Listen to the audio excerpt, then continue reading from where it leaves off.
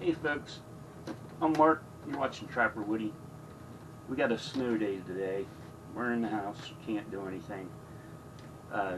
Just wanted to do a little video here on mealworms. I grow mealworms. I use them to feed my fish in the aquarium. I use them to feed birds outside, and I use them for fishing. They're very easy to grow. They're nothing hard. You don't have to put your hands on them and be into them all the time. You just need a little container like this, and you get wheat bran. I get mine at a little store that we go to that sells, not all the stuff is outdated, but it's canned goods. It's basically food that they sell. Some of it's outdated, others is not outdated, but I buy wheat bran in a bag there. I buy 2 bags at a time. Each bag's normally a pound and a half. A pound and a half of wheat bran is 77 cents. I get 2 bags, I put 1 bag in the freezer. I put 1 bag in here. This one here, I have had going for a year and a half now. Now I'm going to tell you how to start out and how to grow them. There's different ways to grow them in different containers. You can have it's like a file cabinet. They're drawers. They're clear plastic drawers that you can see in. They're normally used for in the kitchen to keep utensils in, or in the bathroom to keep towels and stuff like that in.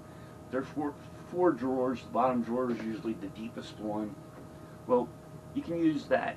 If you use that, what you do is you start out at the top with the small drawer, and you start growing your mealworms. You put your mealworms in.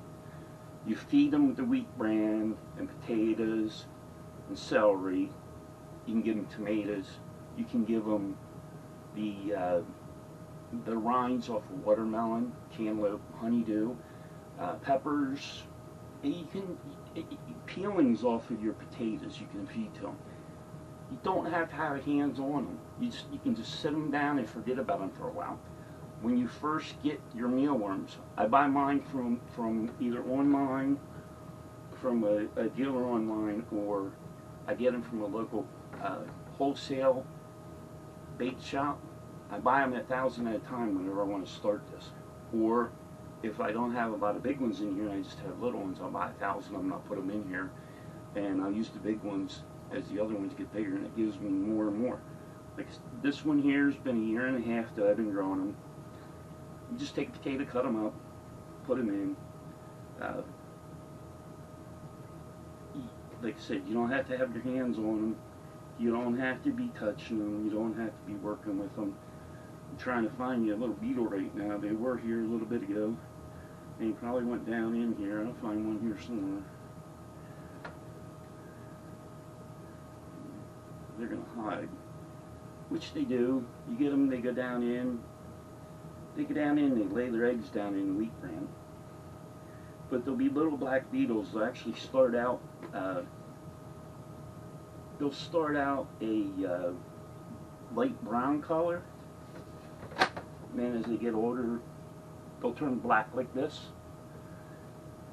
And they're the ones that lay the eggs. You got the males and the females, and they go down in that wheat bran, lay their eggs. But one of the things that you got to do when you first get them is you just got to put them in a container and feed them.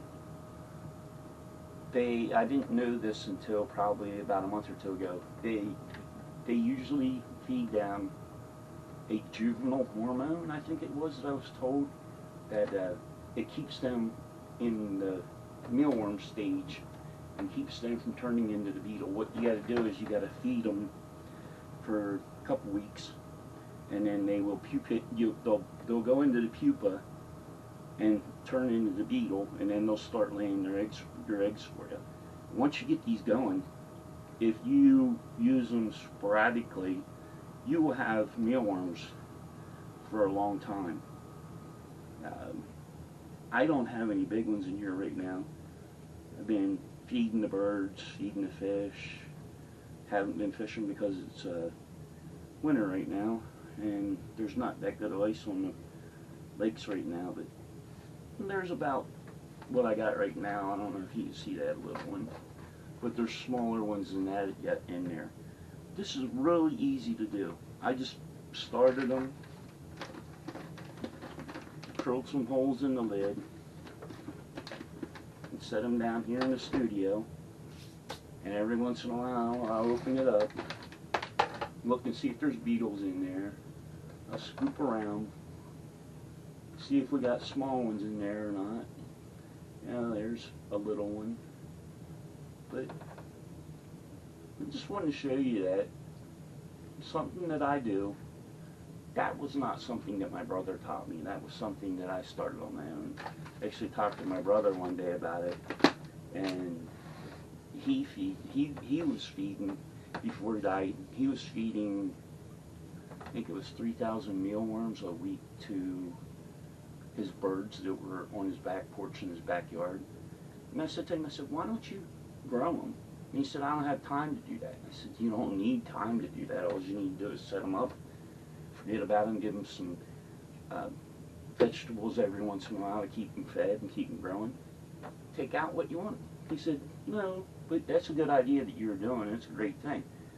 So I do that just to have them, like I said, feed the fish in the aquarium. But just wanted to throw that out to you guys. Want to get some videos going here.